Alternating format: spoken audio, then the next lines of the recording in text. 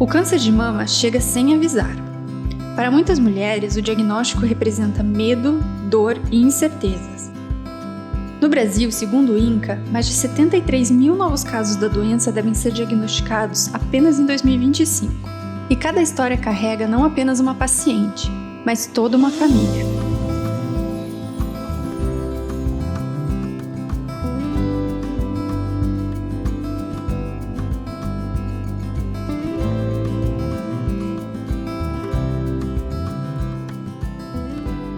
Sou a mãe da Helena, eu sou professora das crianças, alfabetizadora, faz algum tempo. Vivemos nós duas, né, somente, então a gente tem uma relação muito íntima, assim, se vê muito parecida, até assim de falar, né, coisas ao mesmo tempo, a gente fala, nossa, a gente parecendo gêmeas, mas uma coisa assim bizarra, né. Foi mais ou menos na metade de 2023, eu tava deitada, passando a mão, eu senti eu olhei do outro lado, senti assim, a impressão que tinha dos dois lados, então, não deve ser nada.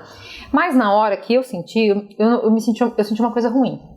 Eu tava no escuro e senti, nossa, na hora eu quis, não quero pensar nisso, não pode ser. E passou, não pode ser. E aquilo começou a crescer. Aí quando foi em outubro de 2023, eu fui no ginecologista, peguei as guias com ele para poder investigar. Ele não quis fazer investigação nenhuma na hora, ele não fez estoque, nada, então eu não sabia. Falei pra ele, e ele, não, vamos fazer o exame. Então eu fui fazer o exame, só que eu deixei de outubro para dezembro, porque eu tava trabalhando. E no trabalho, as minhas amigas todas já tinham apalpado. Eu falava, olha aqui, sente aqui, o que é isso aqui? Então, nossa, tá estranho. E de repente aquilo endureceu. Aí quando foi em dezembro, eu peguei as guias e fui bem tranquila fazer o exame. Porque eu pensei, não, deve ser qualquer outra coisa, não tô sentindo nada, não tem sintoma nenhum, só isso. E no ultrassom, quando ela foi passando, ela já começou a ficar diferente, a médica, falou pra mim, eu sinto muito, mas eu recomendo que você procure urgentemente seu médico. Então eu já saí chorando de lá. E quando eu fiz a ressonância, deu BRADS 4. E BRADS 4 é muito provável, né? A Helena deu um BRADS 5, que é quase certeza, né? Que é um câncer. O meu deu muito provável. Então, e fica aquela esperança. Você fica, não, vai que é outra coisa. Mas infelizmente, daí eu tava sentada nesse sofá de novo. Saiu o laudo na internet, eu vi carcinoma invasivo. Carcinoma, isso não é bom. Eu fui pesquisar, né? Era câncer. Abre um buraco tão grande na tua vida que você não é como não ter lugar para segurar, tentar subir e você não consegue, você só vai caindo. Porque você não sabe o que vai acontecer, você tem medo de morrer. Eu tinha ela, como que a minha filha ia ficar? Para falar para ela, eu levei muito tempo para falar para ela, porque eu tinha muita preocupação de como ela ia se sentir, né? De como isso ia trazer uma instabilidade na vida dela, né? De me ver doente.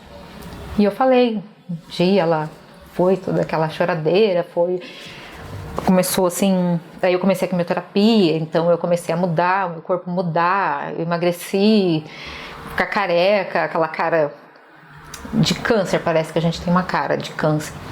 E ela ficou muito assustada, ela chegava aqui, eu tava deitada, né, Helena, ela ficava desconcertada. Era pra ela, porque era só eu e ela, então, e pra me atender, e eu tentava fazer tudo sem pedir pra ela. Eu ia fazer quimioterapia sozinha, eu não queria que ela fosse, eu não queria que ela visse. Eu não queria que minha família visse, eu não queria que ninguém me ajudasse em nada, né? Hoje eu entendo que isso é errado. E chegou o momento que eu terminei a quimioterapia, então eu tinha que me preparar para fazer a cirurgia, né?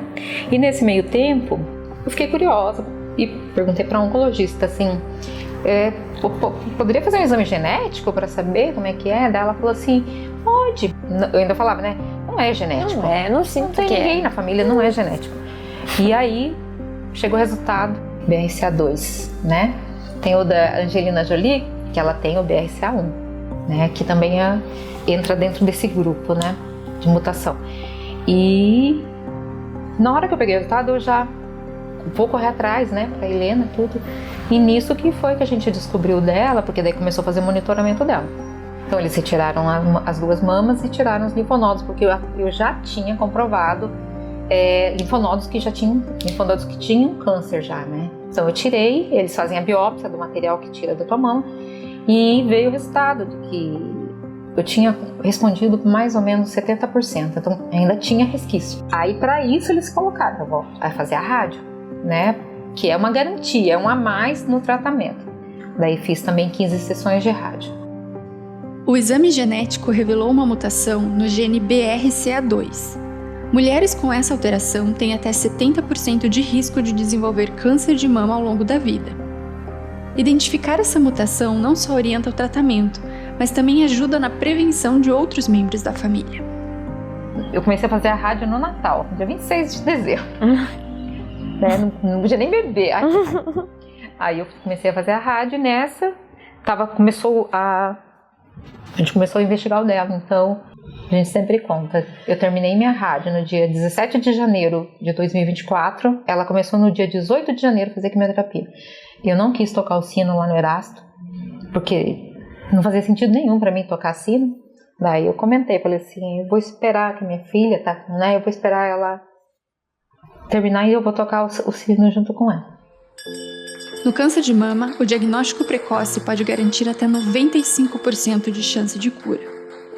Hoje, além dos exames de imagem e do acompanhamento clínico, os painéis oncológicos oferecem um olhar aprofundado sobre tumores, permitindo acompanhar mutações, prever respostas e ajustar terapias em tempo real.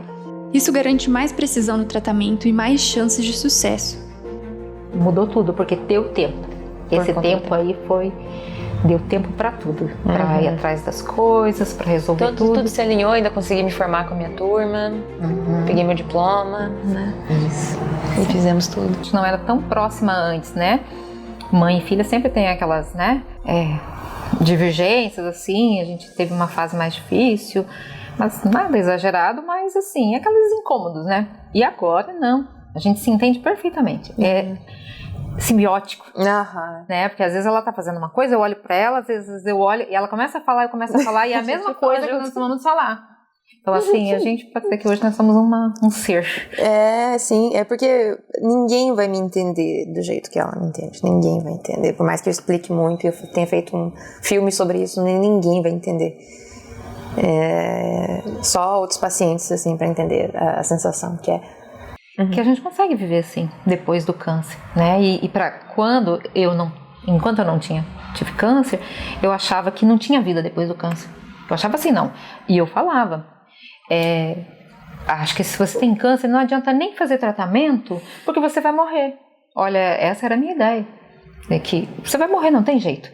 E olha só, né? Então, assim, tá muito avançado, assim, a questão do câncer de mama. Como ele é o câncer número 1 das mulheres, né? É o câncer ginecológico mais, né? Número maior e está aumentando muito. Só que também está tendo um investimento em pesquisa, em desenvolvimento de medicamento. Então, assim, disse que o futuro do câncer é se tornar uma doença crônica, né? Com tratamento como você trata, uma diabetes, porque está avançando, né? E esse alerta sobre os jovens faz ainda, né? Eu acho que estimula ainda mais a pesquisa até chegar a um ponto que não aconteça mais isso, né? Ou não ter que passar por um tratamento tão doloroso, porque é um tratamento doloroso, né? Muda, é como nascer de novo. Porque a gente nasce, você tem um filho, você nasce de novo, depois o filho nasce outra pessoa. E depois um tratamento de saúde tão drástico, você muda de novo. Você tem um luto. Você sofre um luto de você, né? Quem eu era antes e quem você é agora. Só que aí você nasce melhor. A história das mulheres Colino mostra que informação salva vidas. O tempo certo para agir é agora. O câncer de mama tem tratamento, tem cura e cada minuto conta. Outubro Rosa é mais do que uma campanha. É um chamado para o cuidado, para a prevenção e para a vida.